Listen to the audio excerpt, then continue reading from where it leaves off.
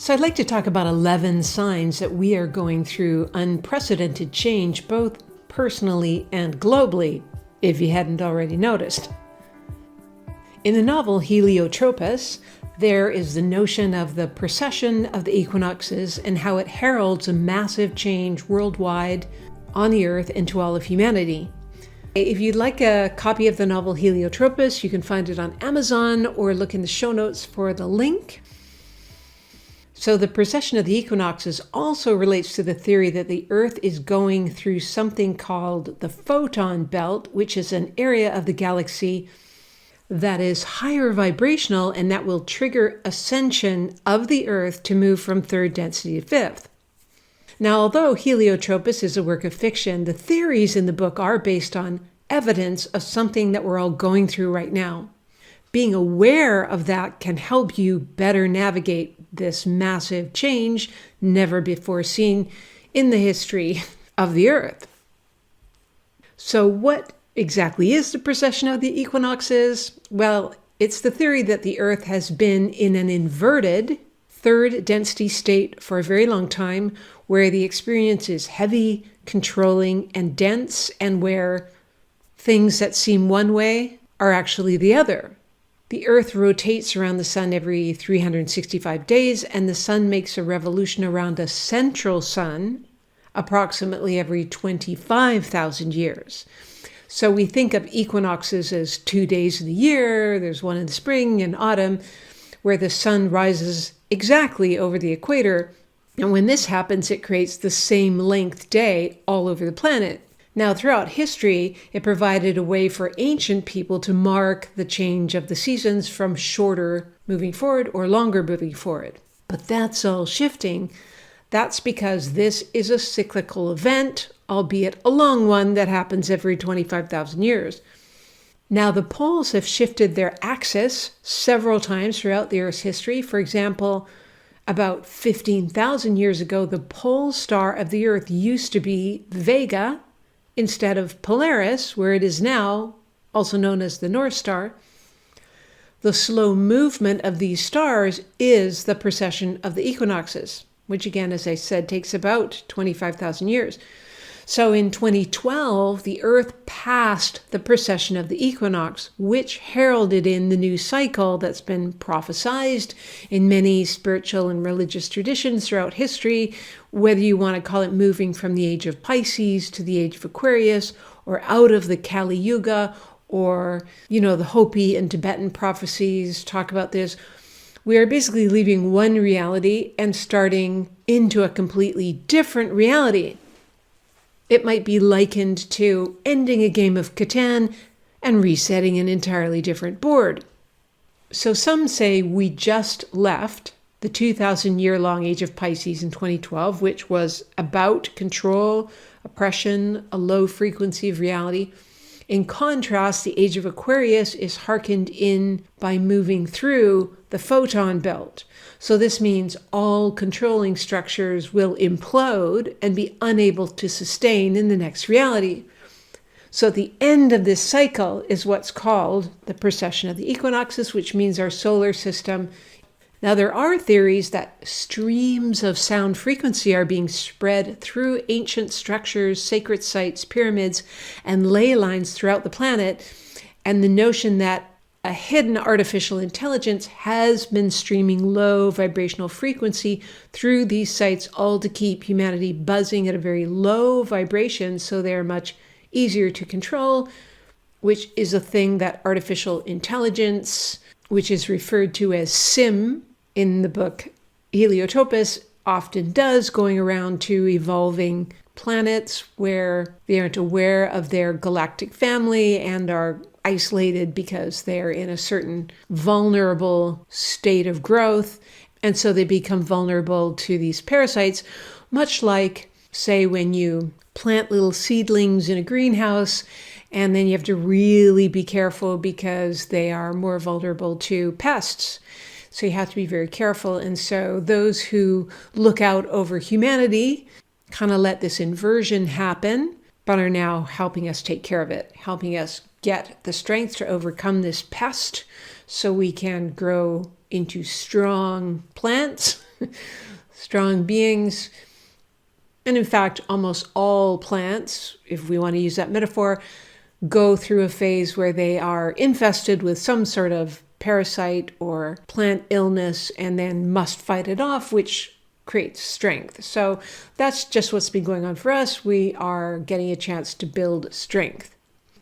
So that parasitic control is falling away as we gather our strength, and we're getting help to do this at other dimensional, other density levels. If you believe in that kind of thing, if you reach out to that kind of thing, it can really help. I'll talk a bit more about that later on.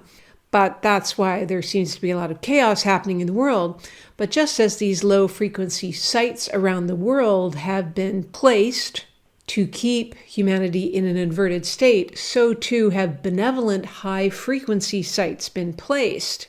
Nodes of high frequency energy have been placed during the original creation by the benevolent genetic pharma groups who seeded the human race on this planet. So it's the idea that in terraforming a planet, an advanced race might choose pairs of energy points, such as crystal caves located underneath the Earth in inner Earth. They were placed as kind of time capsules lying dormant until this time in history when the inversion is supposed to be ending. And they are now activating and spreading new and higher frequencies that we are having to become used to. When activated, these higher frequencies do dissolve the fear-based energy structures that have been emitted by the old inverted systems. It's the idea that souls play out a process of moving from unity and light to duality and dark and back again. Or as the characters say in the novel, from Sana to Sim and back again. So ultimately, everything evolves back to light and unity, or back to this higher frequency. So that's what's happening when we are going through the precession of the equinoxes, going through the photon belt. So once the fear-based energies dissolve away, so too does things like war, suffering, poverty, struggle, bitter conflict, depression, disease. All of these are symptoms of an inverted reality. So in 2012, the solar system began entering the photon belt. As I said, as the Earth passed through the belt of photons, it started the movement from Homo sapien to Homo luminous. Some have said that the photon belt represents a temporary window for spiritual transition, during which time the Earth and all its inhabitants move into a higher density level. Other theories refer to the photon belt as part of the rings of a central sun that our galaxy rotates around, and these rings are made of radiation caused by the splitting of the electron. Photon energy is a powerful new energy source that will replace, for example, electricity in the new era. It's a free energy source that cannot be monopolized. Its outer edge or belt has already reached Earth's atmosphere and is affecting not only Earth, but many planets in the solar system, changing the climate, the frequencies, the culture, the memories, even the abilities of all inhabitants. Photon energy is light energy, and it permeates the Earth in waves. Not all at once, because that's too much. It has the power to extend human life because it realigns the human body into a light body, Homo luminous body. Photon energy vibrates at a very high frequency and confers the power of instant manifestation of thought, for example. It can help people have clarity and purity of thought, more able to be here in the now instead of lost in the past or worrying about the future, which many people's minds do now. Again, that's part of the inverted system, but now it'll be much easier to just be happy and in the present moment, and also being more heart-centered, compassionate, and loving. Another way of looking at it, as in the novel Helio Tropez, 3D Earth is reaching a point in the galactic cycle where a number of souls are, again, ready for graduation. If we want to use that metaphor, graduating from high school and going to college. Or they refer to it, as in the Law of One, as harvest of souls. Now, the last time this cycle happened, as I said, was about 25,000 years ago. So it doesn't happen very often. This is a rare time. and an amazing opportunity for a soul to really move on back towards the light, if that's what a particular soul wants. Now, evolution happens through interconnectedness of human consciousness working together. So that's why we maybe see more conflict going on as the old system trying to fight back. Because once we are interconnected, that old system much more easily dissolves away. So 3D humans and their 4D helpers are approaching final exam, and that's when the life lessons get more intense. They must break free of all enslavement individually and collectively in order to evolve and ascend to the next density levels. So it's not only 3D humans that are affected, but all the densities above, like 4D, 5D, 6D, and beyond, and many groups, races, beings on many densities are all facing a huge evolution, the core of which stems from this movement from 3D inverted or artificial to 5D non-inverted or organic. So it affects everyone, and there's a lot of help, therefore, because higher density beings can't evolve unless the lower density ones do as well. No one is left behind, unless they want to be. So here are 11 signs or ways people experience this shift from one density to another, so you may recognize some of these going on in your life. First, often dreams become more vivid and people have a harder time getting a restful sleep. There's lots going on at the subconscious level. Sometimes people wake up feeling like they've been fighting in a war, which at the level of soul might very well be happening, not only individually, but collectively, like a war on consciousness is definitely happening. The second is more conflict in the world, in people's daily lives, with others, but also within the self, as the old system fights to hold on and the new system tries to come online. Number 3 is they may be experiencing a powerful aversion to some people or things that used to have an appeal, while at the same time being magnetized to entirely new people or things or structures or systems. The fourth is there is sometimes a surreal quality to life, Background people seem less real. More people have doubtfulness over what is real and what isn't. Awarenesses of possible parallel dimensions, different realities being rolled out simultaneously, like coming into existence and then disappearing and then coming back again. A fifth sign is, along with that, some other people start seeing glitches, like glitches in the matrix, or this Mandela effect where timelines are shifting and you remember things differently than somebody else does. And number 6 is people cycling back and forth between a heavy, dense feeling in stark contrast at times to a lighter, brighter density as their system gets used to the new frequencies, but in small doses at a time, like in waves. The 7th is some may see more paranormal activity in ways they never did before, whether they see ghosts or hear sounds or pick up on feelings, physical feelings, emotional feelings, sights, sounds, even smells or tastes that don't actually seem there in the moment, but they're picking up on in some way. Because those kind of skills are going to come back online once we get out of this inverted third density. Probably that's why there's been so many Marvel movies about superheroes, all these superhero movies, because in essence, there are superhuman abilities that we're going to get back. And so it's just the human consciousness is wanting to revisit that and get used to it. And often that is done through movies and fiction books. Number 8 is releasing more layers of personal karma. Things in the past or in past lives that you did that you regret or that you needed to learn from that you hadn't learned from yet. It's where guilt comes up and karmic clearing. And that can show up as feeling old emotions and thoughts coming up that just need to be processed and released, or feeling like you want to forgive and forget past negative situations regarding yourself or others.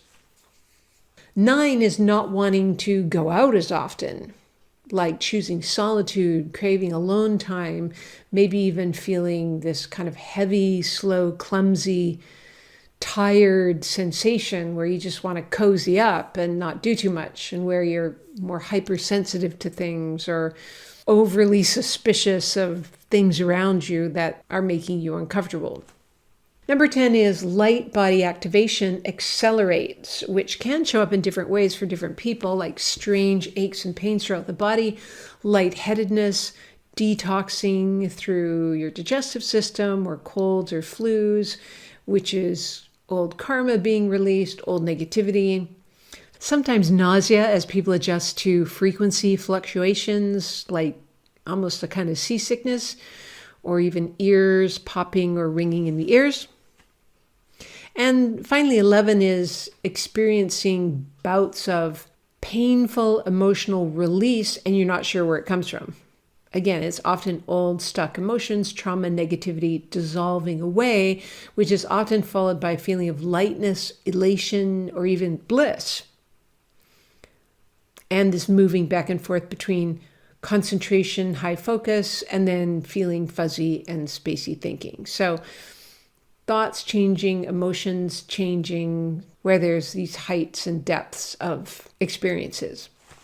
So if you have ever gone scuba diving, there are some similarities. It's a world where everything is different, and it's like you go under, 30 feet, you're swimming around, and then you come back up to the surface, and then you go back down again, and so there's this constant need to adjust. So if any of these signs and symptoms are familiar to you, it's okay. It's just a process. And I do believe there's lots of unseen support to help humanity and the entire Earth through this birthing into a new era, a new timeline, a new density, a new dimension.